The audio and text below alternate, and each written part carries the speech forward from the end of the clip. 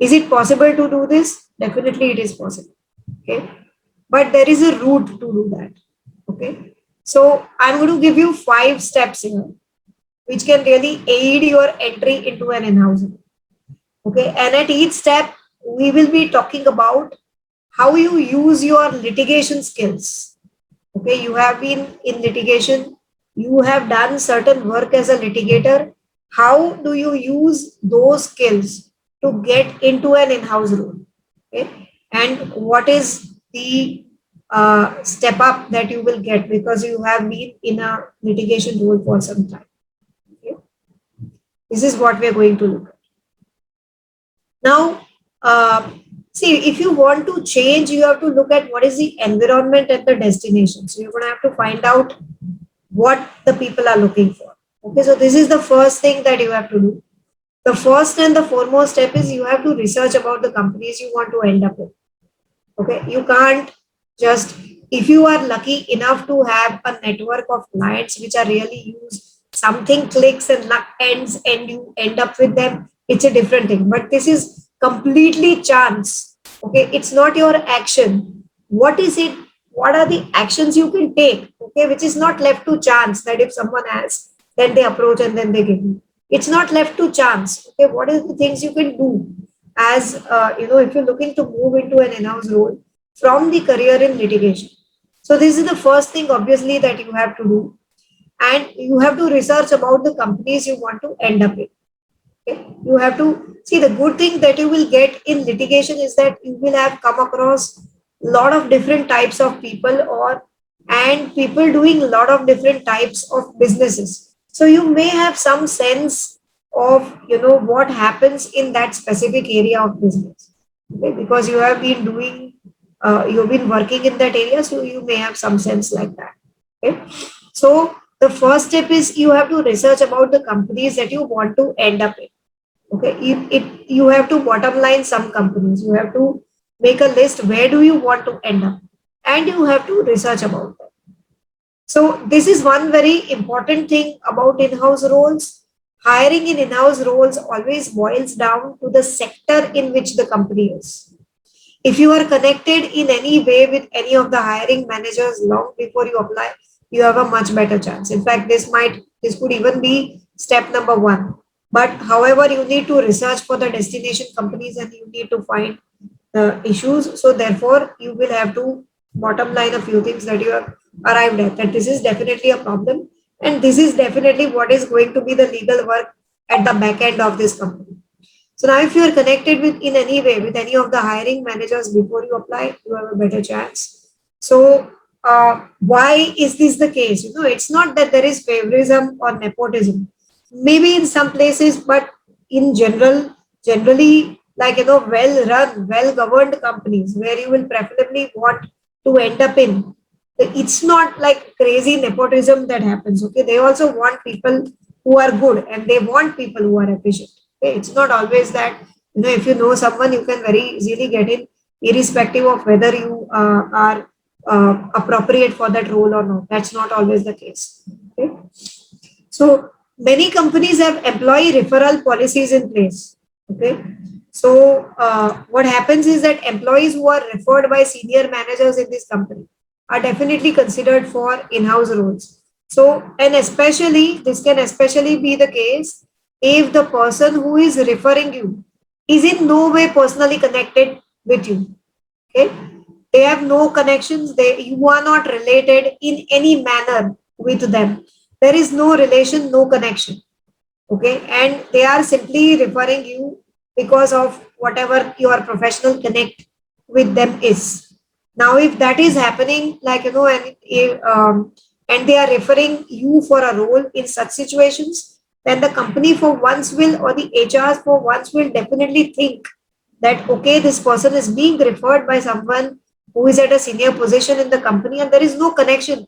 It's not that this person is being referred because there is any kind of relation. Okay, so definitely they will think in that situation that let us at least give such people a chance. If you get the chance to be interviewed, then you clearly show your enthusiasm to work in the in-house role. Okay, so this is very important. Twice I have been offered a role with a company simply because interviewers were very happy with my enthusiasm to join that company. Now, what will people do? What can litigators do? They can be that try कर लेते हैं हो गया तो ठीक है नहीं तो litigation तो है. Easy kind of approach with which people will take, like that. That's not how you can do it. You have to plan a route to it. If you want to be there, you have to plan a route to it.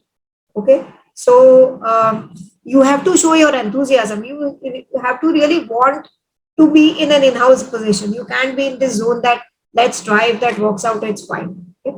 You have to be enthusiastic to get into that role, specifically with that company. You have to be enthusiastic, and enthusiasm doesn't mean desperation. Okay, so you have to be, but you have to show enthusiasm. In in-house roles, mostly together with the hiring manager, human resources departments are involved. You have to note this. Okay, so it's not only the GC or the person who is hiring in the legal role, but definitely the HR people will be involved in that. And in large companies, most definitely. Okay, in one case, I got the job because it was raining like crazy, and the hiring manager who was going to interview me had already left because it was so raining so heavily. He got concerned about whether he was going to be able to go home, so he left early. Okay, and when I called the HR person to say that I was coming, that person had already left, but the HR guy was sitting there, so he decided to take the interview. And I reached that role with trousers which were wet up to my knees. Okay, it was raining really heavily, water, and there was a lot of water logging. And the HR guy was so impressed with the enthusiasm, okay, that this person is coming despite of these weather conditions just to attend the interview. They must be really, really interested in taking up the job. Okay, so he impressed upon the hiring manager to bring me in. So he said that I this person is really enthusiastic and she's well. So like please consider her. That's how I got offered that position.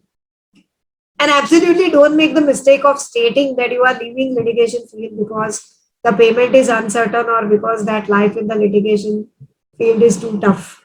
So don't do that, because like that is like making a statement that I am expecting to be paid really, really well, and that I am expecting a job where my life will be a little bit easy. That's the statement you kind of don't do that. Don't make a statement that like I'm looking for a good work-life balance and it's too difficult to take that in the litigation. That's why I'm looking to. So those are the wrong reasons for having enthusiasm to enter into a company.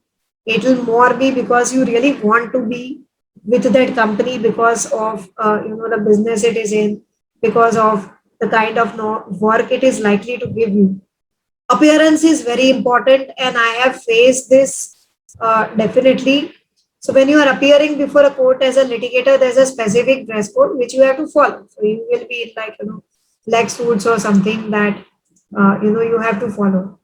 And remember that as a litigator, you will only be with the specific clients and courts, but as a counsel, you will have multiple stakeholders. Okay? These can be really senior management. These can be independent consultants. These can be regulators.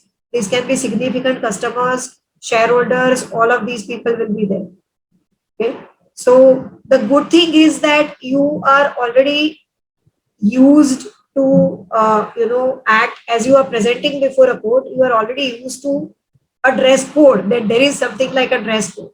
People who are in only a drafting are freelancing but are in a drafting kind of position. They are not facing they are not facing courts, they are not facing judges or clients, and therefore like the dress habits or dress culture can be a bit questionable. But in a company, like I said, your stakeholders will be low, so you have to be presentable to everyone. Okay. There are times when I found that my senior did not approve of a candidate because of the way they presented themselves. Too loud, okay, and then gaudily dressed, all of those things. The good thing is that you will not be in that zone because you are, as a litigator, you are already conservatively dressing, right? You are dressing as per a code. Step 5, avoid showing off your knowledge, work with tact. Now, this is I mean, think of ample number of situations where you have been in court and you are communicating in a live proceeding, and you cannot be showing off your knowledge to a judge, can you? And you have to work with a lot of tact. So you may have been stunning as a litigator for some reasons. However, you're now looking to move into an in-house counsel role. Okay. But remember that in-house positions require a lot of teamwork. And these are not solo play roles like an independent litigator. So independent litigators have solo play roles. So think of how you deal with the judge in the courtroom, how you use your tact in dealing with such situations. Okay, so you can't be really showing off. You have to act with significant amount of courtesy. You have to act with a lot of respect, even with your opposing counsel. You have to talk in that manner. Okay, you can't be really like showing off the things. You have to act with a deal with a lot of tact. And this is what you translate and you use to your dealing in an interview in an in-house counsel role, because it's very clear that you're going to be working with a group of people. You're not going to be a solo player. You're going to be working with a group of people. So normally, what do we think? That if I show them that I have a lot of tons of knowledge and everything, then that's a very impressive statement, and people will want to hire. And I can like show all the knowledge that I gathered during litigation and all of that. I can like unload, and I can show them that.